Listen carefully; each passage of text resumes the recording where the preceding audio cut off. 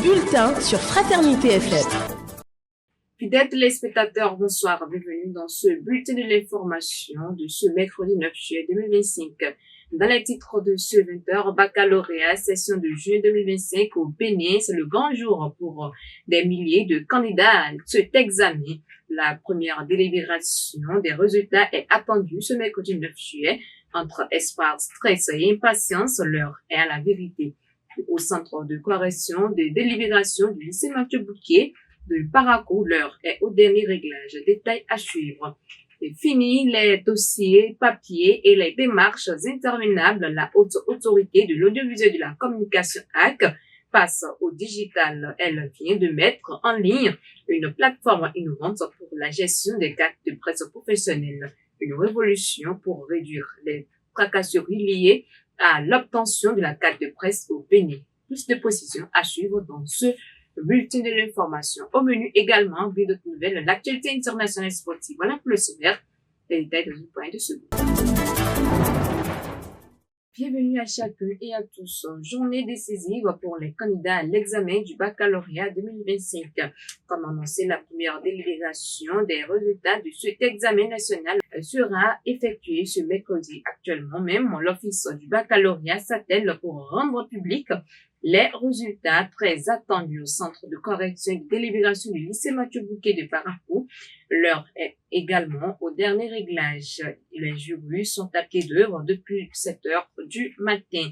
Le superviseur de ce centre très affairé s'est refusé pour l'instant à toute interview. Précisons que, une fois la délibération effectuée, les candidats pourront immédiatement consulter leurs résultats sur les deux plateformes dédiées. À cet effet, il s'agit de www.officedubac.bj et www.iresultats.bj. Et en attendant les résultats de la session normale, les épreuves écrites de cet examen de session de remplacement débutent lundi 14 juillet prochain. L'annonce a été faite par la direction de l'Office du baccalauréat à travers un communiqué officiel. Depuis ce mardi, la liste des candidats autorisés à prendre part à cette session est consultable dans les centres de correction et de délibération et au CEG Saint-Rita, qui est également le seul centre retenu pour la composition. Autre volet de l'actualité dans ce 20h, la haute autorité de l'audiovisuel et de la communication AC modernise ses services. Sous la houlette de son président Edouard Loko, elle vient de lancer une plateforme en ligne dédiée à la gestion des cartes de presse professionnelles. Fini les allers-retours administratifs désormais via l'adresse cartepresse.ac.bj. Les journalistes peuvent faire la demande d'attribution et le renouvellement de leur carte en quelques clics. François Aoudo est le secrétaire général de la AC. Il se fait plus explicite sur les raisons de cette décision. On arrivera à une étape où les gens seront oubliés, ils vont se contenter, un peu comme on peut demander le casier du siège de la maison, parce qu'on n'a pas trouvé normal que quelqu'un qui est à Natitengu, qui est à Kandi, ou bien à Ketou, si les journalistes veulent demander sa carte de presse, ils soient obligés de venir à Cotonou bien transporter de la paperasse. Honnêtement, c'est des aspects, ce sont des insuffisances que la mandature s'attelle à corriger. L'objectif de la mandature conduite par le président Edouard Loko, c'est de faire en sorte que la délivrance des cartes de presse puisse se faire de façon plus juste et qu'on puisse le faire dans des conditions dépassionnées, qu'on n'attende plus la veille de la désignation des professionnels des médias pour faire la délivrance de ces cartes et que on voit la faisabilité pour que, si possible, on puisse délivrer les cartes un peu comme on délivre les cartes d'identité ou bien d'autres cartes. Ça, c'est un chantier important. Mais il faut étudier tous les contours pour savoir que quand cela démarre, il n'y aura pas trop d'imperfections autour. Seul Dieu peut poser des actes qui sont totalement parfaits. Dans un autre registre, dans ce bulletin de l'information, le gouvernement béninois a officiellement levé l'interdiction d'exportation des produits vivriers en vigueur depuis 2024. L'annonce a été faite par le secrétaire général adjoint du ministère de l'Industrie et du Commerce dans une correspondance adressée à son homologue du ministère de l'Intérieur.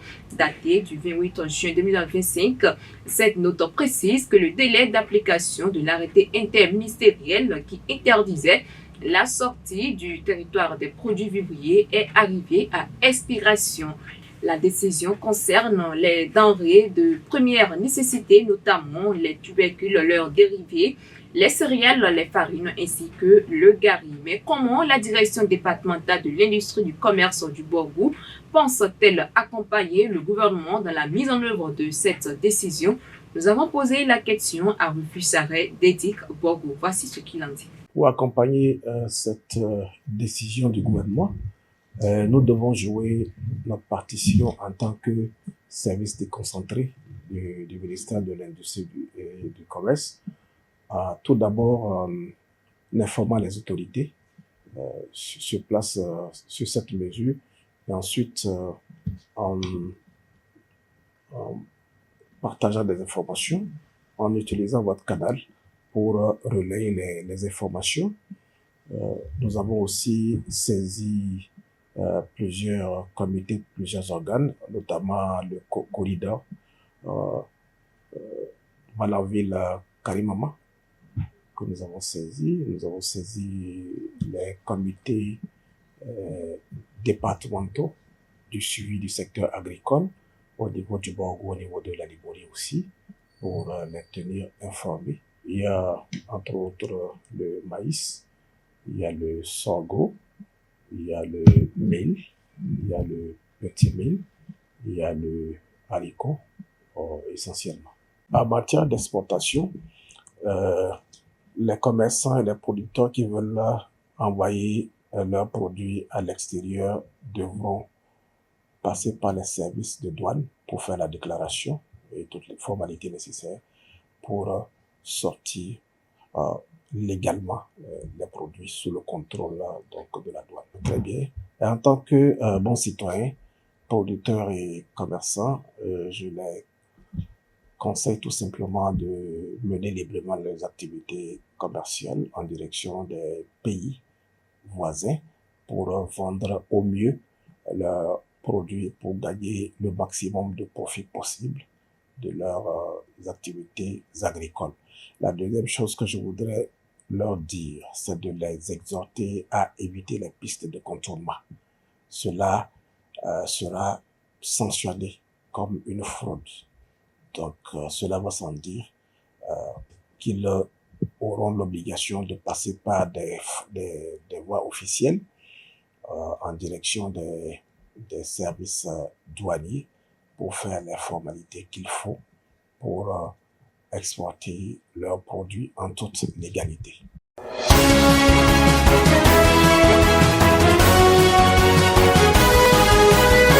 Vous l'avez compris, c'est l'heure de vous mettre au parfum de l'actualité africaine. Ce soir, je suis avec Karine Diagui. Achat de l'avion présidentiel malien, une ancienne ministre de l'économie condamnée à 10 ans de prison.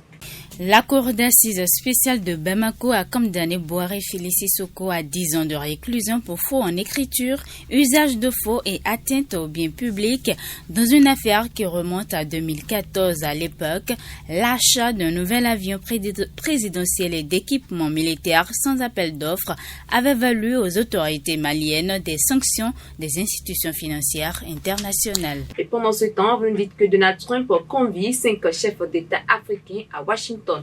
Les présidents sénégalais, libériens, gabonais, mauritaniens et bissau-guinéens entament ce mercredi 9 juillet une visite de 3 jours aux États-Unis avec en point d'orgue un dialogue de haut niveau et un déjeuner de travail avec Trump. Le président américain espère notamment conclure à cette occasion plusieurs partenariats avec des pays qui disposent d'importantes ressources stratégiques. Merci à vous Karine Diagui pour toutes ces précisions. Place à présent aux nouvelles sportives. L'actualité sportive, je reçois Jacques Débé pour en parler. Guinée, 62 candidats au poste de sélectionneur. Le processus de sélection, du moins de succession à Michel Dussuet limogé pour insuffisance de résultats avance en Guinée ce mardi au thème de la première journée des travaux de la commission de dépouillement des dossiers de candidature de la Fédération guinéenne de football. 18 profils ont été retenus sur la base de critères précis, possession de la licence CAF A ou Pro, ou équivalent délivré par une autre confédération, expérience sur le continent africain, prétention salariale et validation des acquis de l'expérience VAE. La commission va poursuivre ses travaux ce mercredi pour affiner encore le processus de sélection. Mais notez que ce sont au total 62 dossiers qui ont été reçus pour le poste de sélectionneur du CELI national.